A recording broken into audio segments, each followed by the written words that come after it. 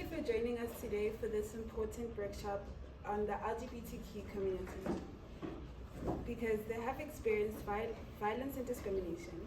Hi, my name is Nozi and this is Bulelani, and it's truly an honor to be present here today as we address the significant challenges faced by the LGBTQ community, particularly concerning violence and discrimination. Today, more than ever, it is crucial to embrace the understanding, empathy, and advocacy in our efforts to build a world that respects the rights and dignities of individuals, irrespectively of their sexual orientation or gender identity. This session goes beyond the mere dissemination of information. It aims to cultivate awareness, empathy, and shared dedication to effective change. Now, for starters, I'd like everyone to introduce themselves using their name and a single phrase that comes to mind when they think about LGBTQ. So, for example, pride,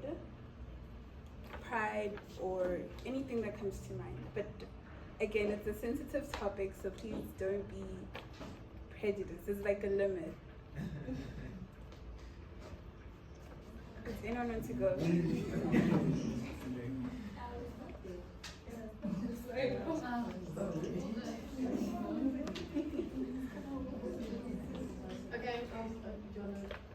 want to do a snake? Okay, so I'm Kirsten, and a word that comes to mind when I think of LGBTQ is inclusive. Cool. And why would you choose that word?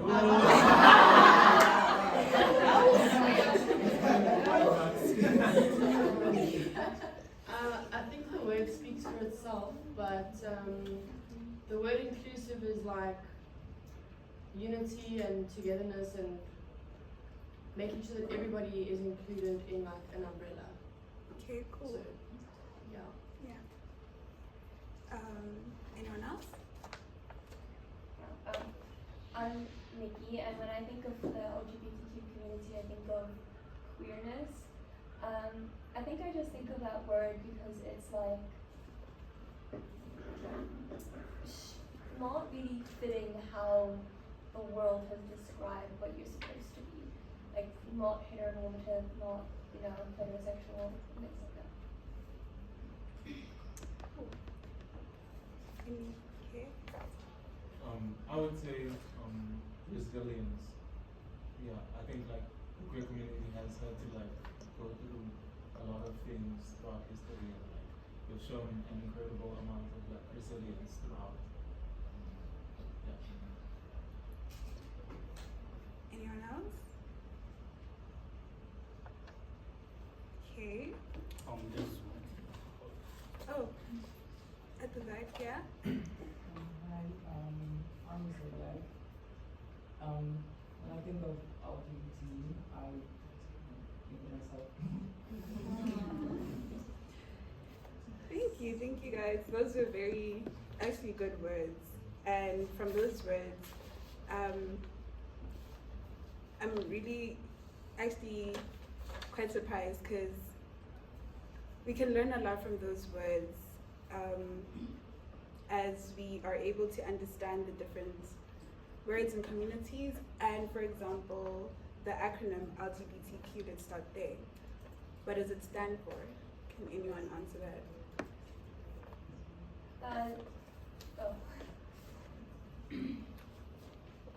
Lesbian, gay, bisexual, trans, and I think the Q is queer.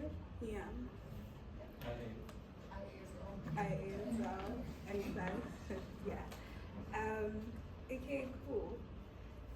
So, as from those words that we just heard, we can see that we live in a heteronormative society, and heteronormative is based on the attitude that heterosexuality is only normal and a natural expression of sexuality, and that there's nothing else. And this idea is based on misinformation or lack of understanding.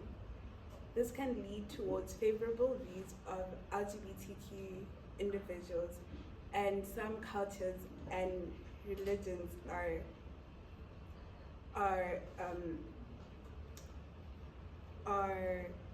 towards heterosexual orientations and sometimes see it as deviant or sinful.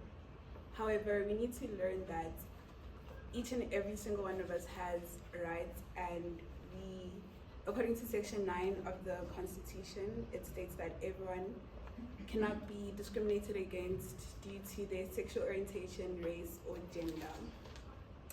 Thank you. And now I have another activity. It's the second last one. It's not that deep. I'm hoping for you guys to talk about the Home Affairs versus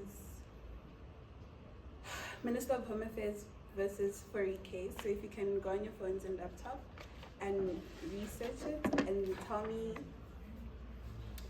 what the facts are. Just read through the case and you can discuss in groups amongst yourselves. Home Affairs versus what? Sorry? What did you say we should search? Minister of Home Affairs versus Furry, spelled as in four, like the number, IE.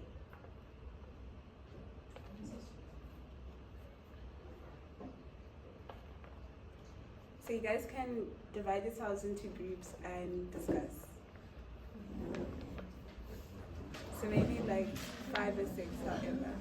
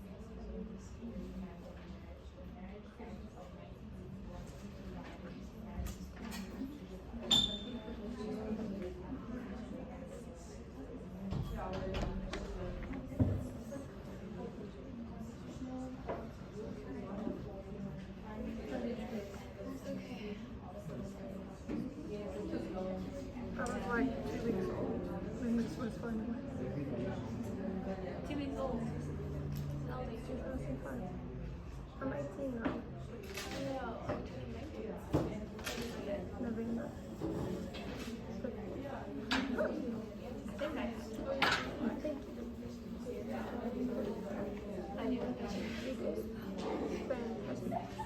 You're just a baby. That's why I feel like I'm just like a popcorn with emotions. It's just like water at some point. Yeah.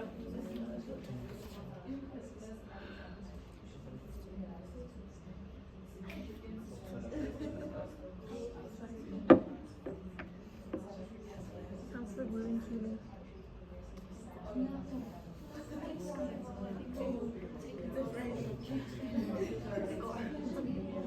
I give you advice? You know, in your clothes. I've got them like they're using for the child. It's just glycerine and vitamin E and so it works. Just like that's what I use on my nose. Oh, my oil. I'll show you a picture of a good job. I use it for everything.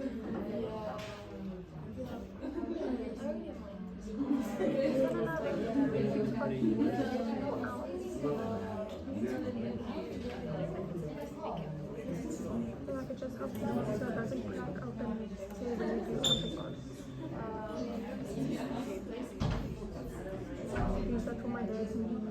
That's cool. It's this long. I don't know. I think how can this touch?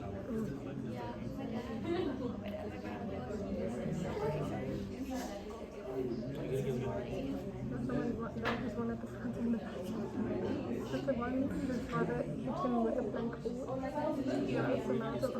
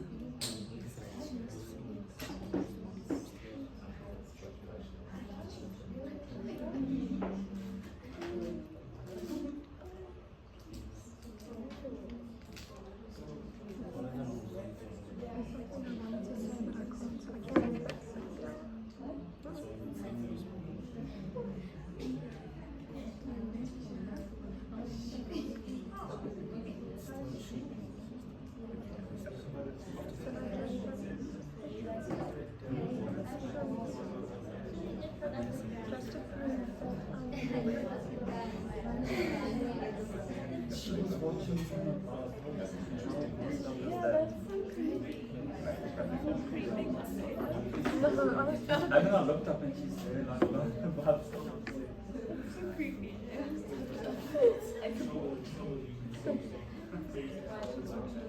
Like I was gonna say that one month when my child goes to school, I think everybody wants to move into a new grade. You should have been the number of trees. it's an animation. Yeah, the one where the girl turns into a red panda. Odd, but it's cute. The graphics of the softness looks like it's good.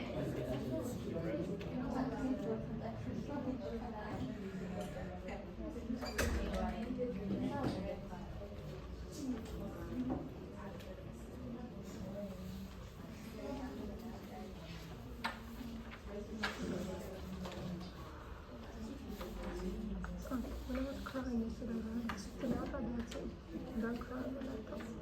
The first water was crying on the laptop. I don't think it's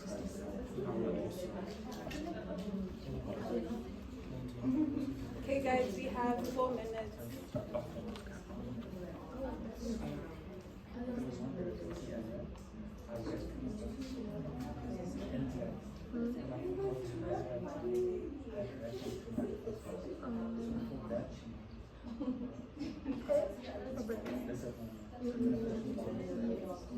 Even if you go to trauma with business max thing, and I feel like there's a difference between max thing and the symbol the first page.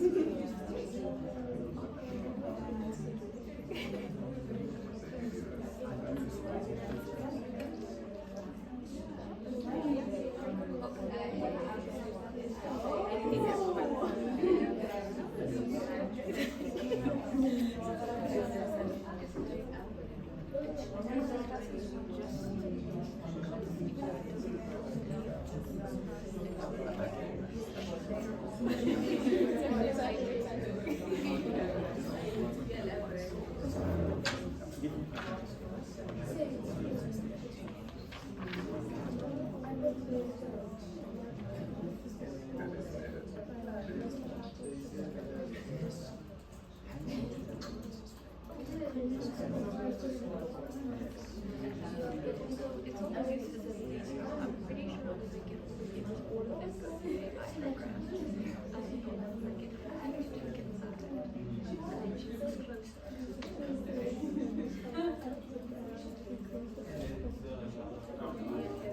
Okay, guys.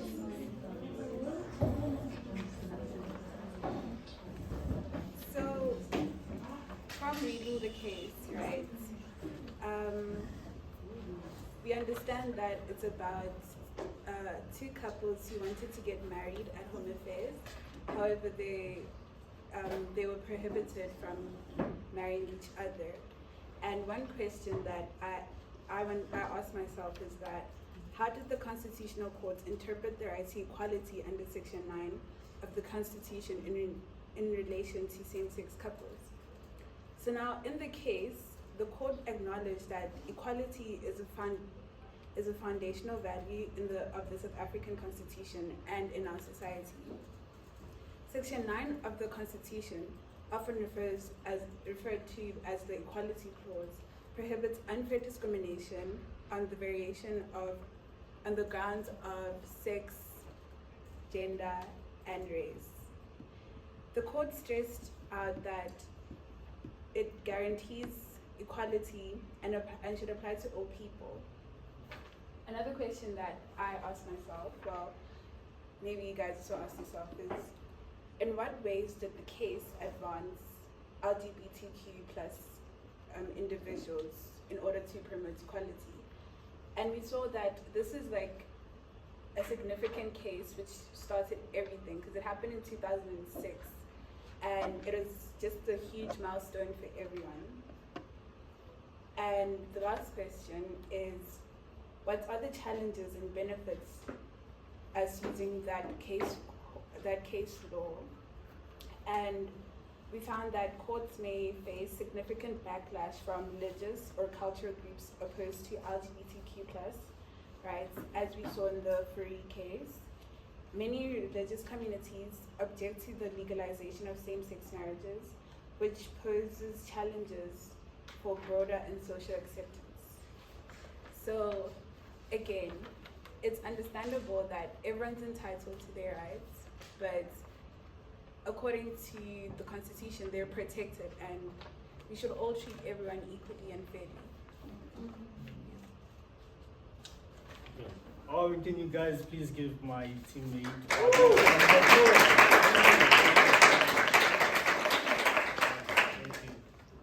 as my partner Nozi has mentioned earlier, my name is Bulelani Boy, and today we'll be talking about the violence and discrimination against the LGBTQ. Okay, so there are many different ways to educate ourselves and others regarding this sensitive topic that relates to the LGBTQ community.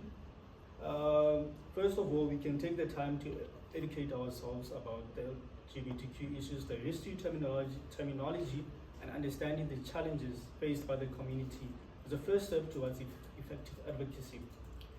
We should always share the knowledge that we consume when it comes to understanding for people who belong to the LGBT community should be always treated fairly and not in the sense that they should be discriminated against. Because of sex, they are protected by the Constitution, as my partner has said. So, the history of the LGBTQ rights and recognition is rich and complex, spanning centuries and cultures.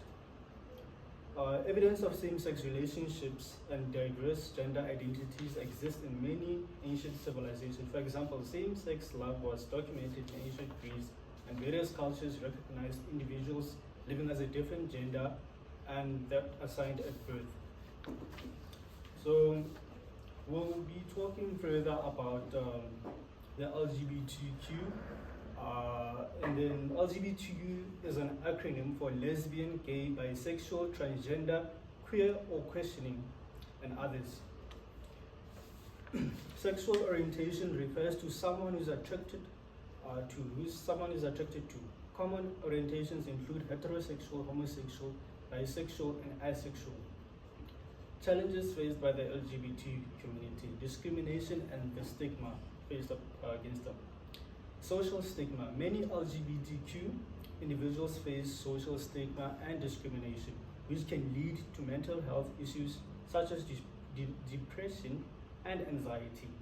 Legal discrimination. In some countries, LGBTQ individuals still lack legal protections and can face discrimination in employment, housing, and health care. Health disparities. Mental health. Higher rates of mental health issues are prevalent due to the stress of discrimination and the stigma faced against them. I will be doing an activity, and I would like us to educate ourselves on the LGBTQ. I'm going to take the time and then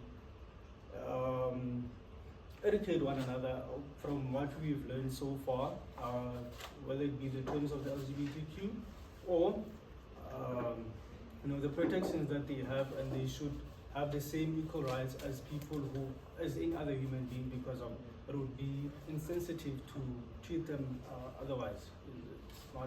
It's inhumane. So thank you. So can you guys just take a moment and just discuss the terms and then yeah, thank you. Appreciate it. Thank you.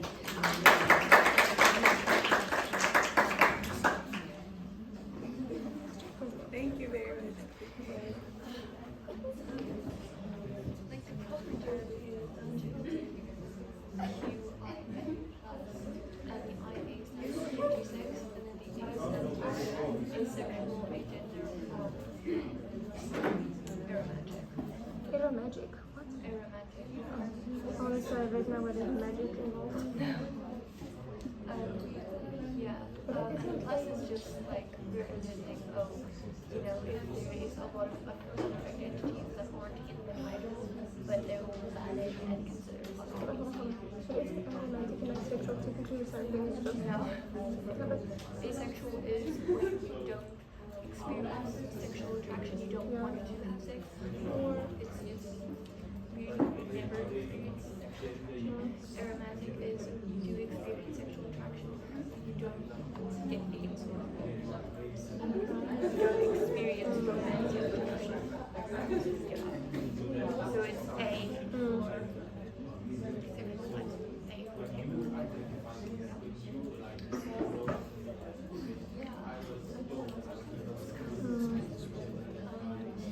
Fun fact, the word sapphic used to describe lesbians came from a woman named Sappho.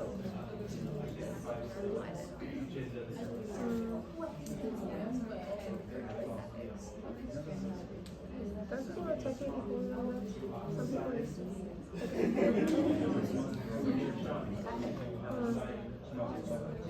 I've never heard it in the derogatory term. It's always like a lot of members in the community use it, so I don't think it's derogatory. But yeah. I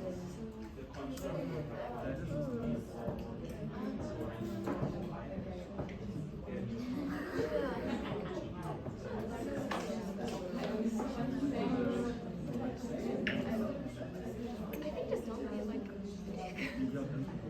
if you have a if someone comes to you with a question, like there's someone that have understanding and try to understand still like invalidates it. we also need to try and understand the other side of that, what you think if you're calling the person and speaking from like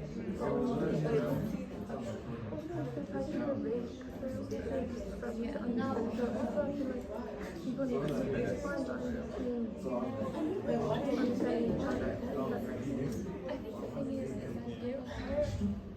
come up to older people and don't understand, and it's funny. Like,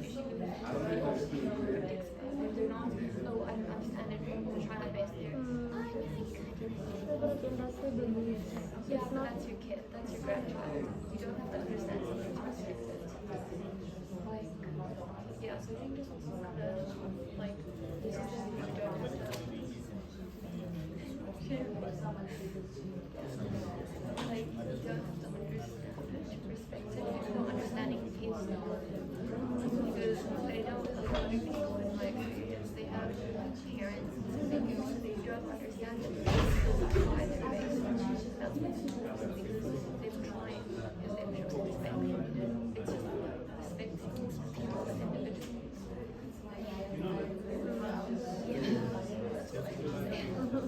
But your 50 cents, your 50 cents on every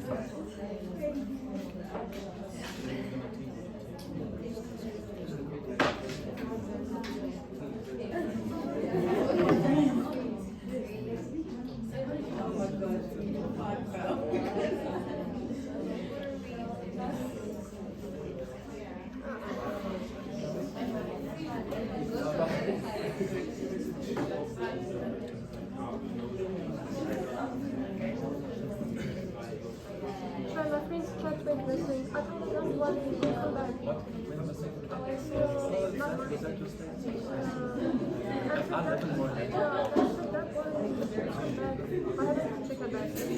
Okay, Lenas, students, thank you very much. Thank you for taking, hello, hi. Oh, thank you for taking an opportunity to discuss the terms and the LGBTQ community. So can I please have any volunteers or anybody who would just like to educate us on what they've learned today about the LGBTQ? Oh, thank you. We discussed that with regards to the LGBTQ plus community and everybody, we must just be aware of using pronouns. Okay. Just be cognizant about how you're addressing the person. And if you make a mistake, accept it and just say, I'm so sorry, I didn't realize. I will now call you they, them, or he, him, or her, she. And another thing is not to categorize people into boys and girls. So if we're doing a team thing, boys do this and girls do this. It's rather, okay, people with deep voices go here, people with high-pitched voices go here. Rather than using the pronouns because it could make people feel like they don't have a place to go. Thank you very much for that. Okay, next.